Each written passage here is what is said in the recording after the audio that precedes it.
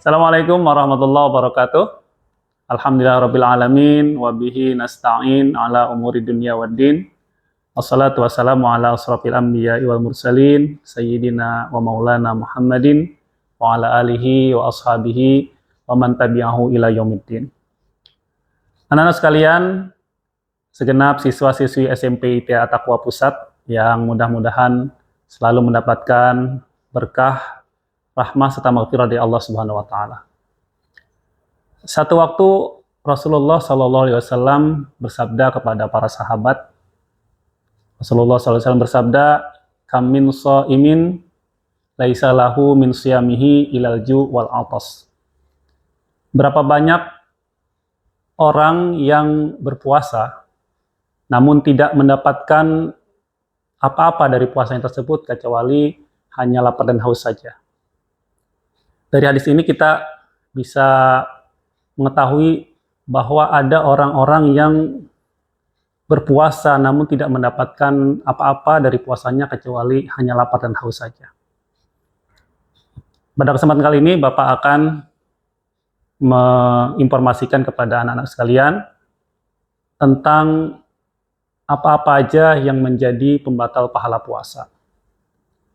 Sebelum itu Bapak akan membedakan dulu. Ada yang membatalkan puasa, ada yang membatalkan pahala puasa. Tentu saja ini dua masalah yang berbeda. Kalau batal puasa, itu puasanya yang batal. Artinya puasanya harus diulang di lain waktu, di lain bulan Ramadan maksudnya. Kalau batal pahala puasa, puasanya itu sah. Secara ilmu fikih, puasanya sah, tidak perlu diulang lagi. Namun, puasa tersebut tidak menghasilkan pahala dari Allah Subhanahu wa taala. Hanya mendapatkan lapar dan haus saja. Baik, mari kita bahas tentang apa-apa saja yang menjadikan batalnya pahala puasa. Yang pertama, yang membatalkan pahala puasa adalah berbohong. Bohong ini di zaman sekarang kadang-kadang dimaknai sesuatu yang remeh-temeh, artinya sesuatu yang biasa, sesuatu yang tidak terlalu besar gitu ya. Padahal Allah Subhanahu wa taala berfirman dalam Al-Qur'an, "Innal munafiqina fid darkil asfali minan nar." Sesungguhnya orang munafik berada di neraka yang paling bawah. Nah, salah satu sifat orang munafik tersebut adalah dia idza hadasa kadzaba. Apabila berkata, dia berbohong. Ada 3 sifat orang munafik. Yang pertama, apabila berkata dia bohong. Yang kedua, apabila dia berjanji dia mengingkari.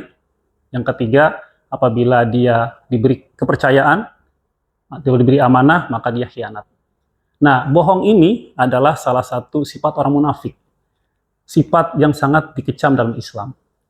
Oleh karena itu, bohong adalah salah satu yang menjadi pembatal pahala puasa. Yang kedua, yang membatalkan pahala puasa adalah ghibah. Nah, ada anak yang bertanya begini, "Pak, ghibah itu kan membicarakan kejelekan orang. Tapi kan orang itu memang benar melakukan kejelekan tersebut."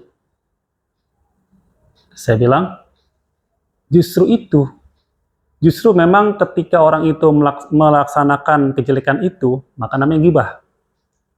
Kalau orang, misal gini, ada si A lah misalnya, kita anggap orangnya sombong misalnya.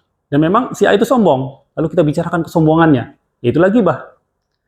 Tapi kalau si A ini tidak sombong, lalu kita bicarakan bahwa dia orang sombong, maka timbulnya ada fitnah.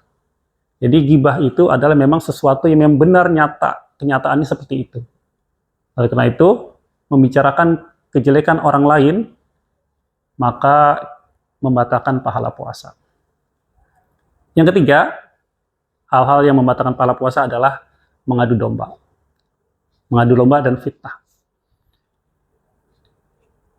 Kalau kita misalnya berteman sama orang, terus misalnya ada A dan B berteman, lalu kita tidak suka dengan pertemanan mereka, lalu kita datang ke A, menjelek-jelekan si B di depan A.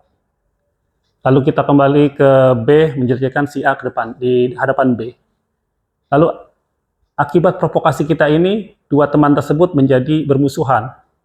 Nah, perbuatan semacam itu adalah adu domba yang akan membatalkan pahala puasa. Selanjutnya yang keempat, yang membatalkan pahala puasa adalah sumpah palsu.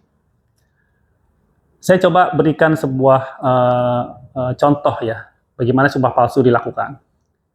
Ini kadang sering terjadi di antara para pedagang. Misalnya begini, ada Bapak A lah namanya, kita tidak perlu menyebut namanya Bapak A, dia berdagang, dia berjajakan dagangannya. Lalu ada seorang ibu datang, menanyakan harganya berapa. Pak, ini berapa harganya? Kata pedagang itu, 100.000 Bu. Lalu dijawab oleh ibunya, 100.000 mahal amat sih Bang. 75 aja ya.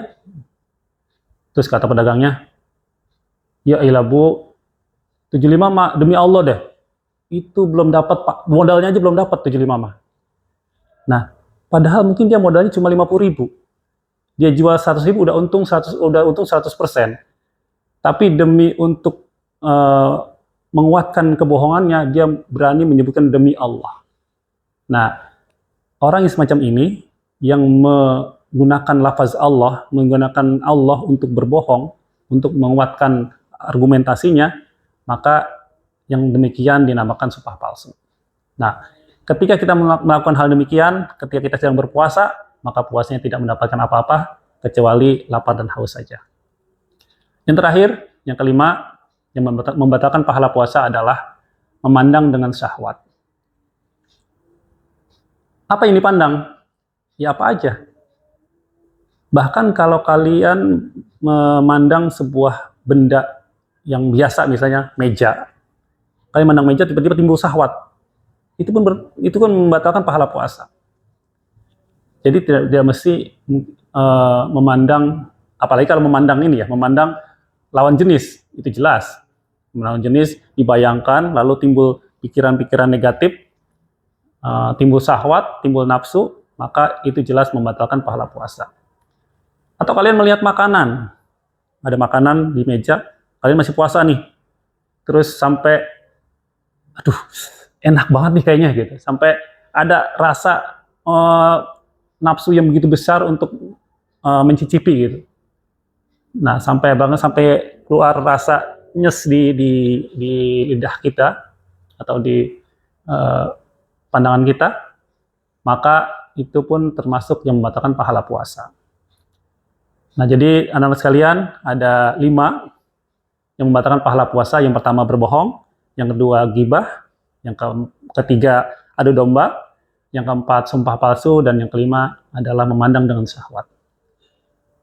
Mungkin demikian yang Bapak sampaikan. Mudah-mudahan kita dihindarkan oleh Allah dari hal-hal yang membatalkan puasa, sehingga puasa kita bisa dinilai ibadah dan diberikan pahala oleh Allah Subhanahu wa taala. Demikian, Assalamualaikum warahmatullahi wabarakatuh.